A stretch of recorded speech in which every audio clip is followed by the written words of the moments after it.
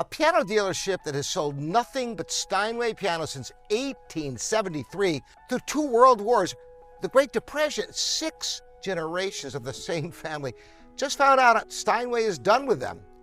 And what happened here tells you something about Steinway you're not supposed to see from the outside.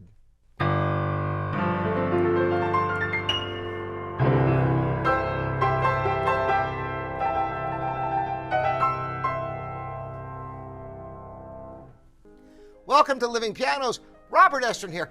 I want to walk you through a real current story. Steinway ending its relationship with Danes Music, Utah's Steinway dealer for over 150 years, and use it to show you how the Steinway dealer network actually works. This isn't gossip. This is how the machine behind the world's most famous piano brand actually operates. Here's what's happening as of this year. Danes Music, based in Utah, has been the exclusive Steinway dealer in that state since 1873. That's 6 generations of the same family, over 160 years in business. Steinway is concluding that relationship this year, and Danes Music is closing its doors for good. Now, when a story like this hits the news, the easy read is a small business couldn't survive.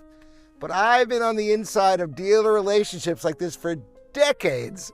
And the real story is almost always about the manufacturer's strategy, not the dealer's failure. Here's what you need to understand about how Steinway, or really any premium piano manufacturer, manages its dealer network. Steinway doesn't sell to just anyone who wants to carry the name. Territory matters enormously. A manufacturer wants enough dealers to cover the market, but not so many that dealers are competing against each other and cutting into margins. That's called channel conflict, and manufacturers hate it. When Steinway restructures a territory, consolidating, adding a new dealer, sometimes going direct with its own company-owned stores, a legacy relationship, even when going back over a century, can end. Not because the dealer did anything wrong, because the manufacturer decided the territory needed a different structure. I've watched this exact pattern play out with other brands and other dealers over the years. It's rarely personal, and it's rarely really about a failure of the dealership itself. It's about how the manufacturer wants to control its own market. Here's the part that really matters for you as a buyer. A piano dealer selling only Steinway is completely dependent on that single relationship. There's no fallback brand, no second supplier to lean on. That's an enormous amount of risk concentrated in one manufacturer's decision.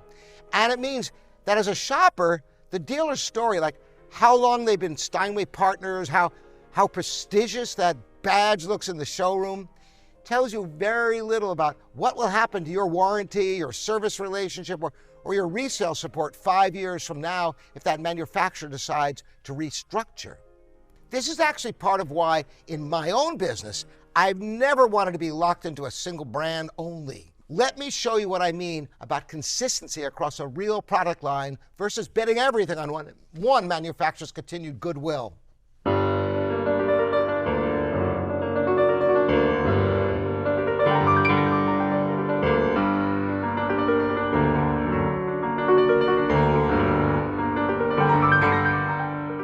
This is exactly the kind of thing I mean when I say I want to pull back the curtain on how the industry actually works. Not just the pianos themselves, but the business behind them. If that's useful to you, by the way, you can consider subscribing, because I'm about to show you a brand almost nobody in America has heard of that just went toe-to-toe with Steinway at the highest level of piano competition. And here's why this matters beyond just Steinway and Utah. Anytime you buy from a business whose entire existence depends on one supplier's decision, a single brand car dealer, a single platform reseller, a franchise tied to one parent company, you're taking on risk. You can't see from the outside, from the customer side. The relationship looks stable right up until the manufacturer decides it isn't. That's not unique to pianos. It's how exclusive distribution works everywhere.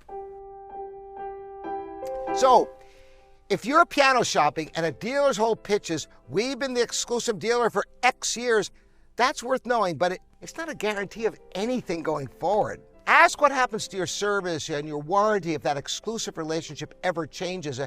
Ask whether the dealer carries other lines, and understand that a century of history doesn't protect a dealer or you from a manufacturer's next strategic decision.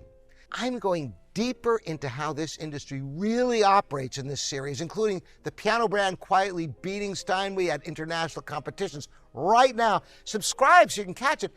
Have you ever bought from a single brand dealer, and did that relationship stay stable? Let everybody know here in the comments here at livingpianos.com. We're your online piano store. Or you can check out YouTube. I'm Robert Estrin. Thanks for watching.